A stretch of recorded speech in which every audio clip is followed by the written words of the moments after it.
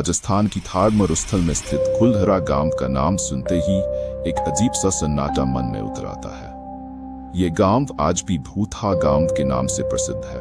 वीरान खंडहर, सुनसान गलियां और रहस्यमयी कहानियां इस गांव के चारों ओर फैली हुई है। कुलधरा गांव की स्थापना 13वीं सदी में हुई थी। ये गांव पालीवाल ब्राह्मणों द्वारा बसाया गया था। पालीवाल ब्राह्मण अपने बुद्धिमत्ता, समृद्धि और खुशी के जान के लिए जाने जाते थे। कहते हैं कि यहाँ के लोग बहुत ही खुशहाल और आत्मनिर्भर जीवन जीते थे। कुलधरा के आसपास कुल 50 गांव थे और सभी में पालीवाल ब्राह्मणों का निवास था। ये लोग कुशल व्यापारी और पानी के संसाधनों को बेहतर तरीके से प्रबंधित करने में माहिर थे। कुलधरा एक संपन्न और प्रभावशाली गांव था। 19वीं सदी के दौरान जैसलमेर राज्य का दीवान सालम सिमा अत्यंत क्रूर और लालची था। वह अपने बुरे व्यवहार और अनैतिक इच्छाओं के लिए कुख्यात था।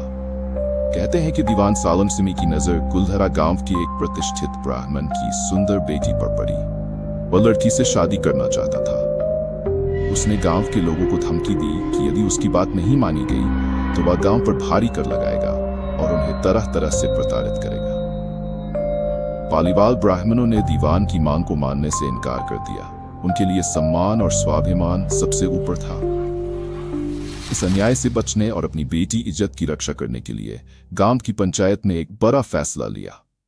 गांव को हमेशा के लिए छोड़ दिया जाए।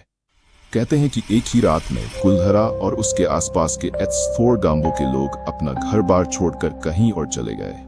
ये एक रहस्य ही है कि वे कहां गए और कैसे इतने बड़े समुदाय ने गांव को खाली कर दिया।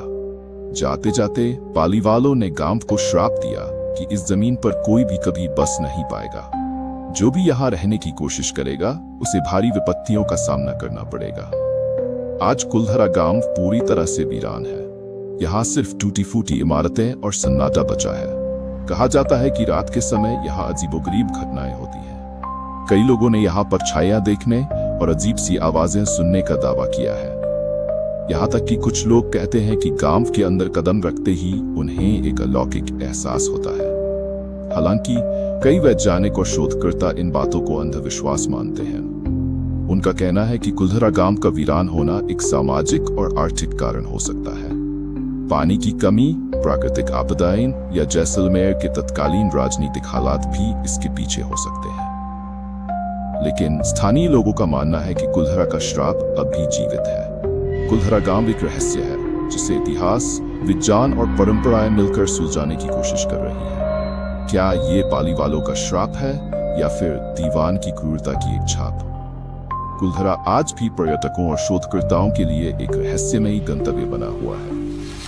ये गांव हमें सिखाता है कि स्वाभिमान के लिए संघर्ष करने वाले लोग इतिहास में हमेशा अपनी छाप छोड़ जाते हैं। क्या आप कुलधरा के रहस्य को खुद देखने की हिम्मत करेंगे?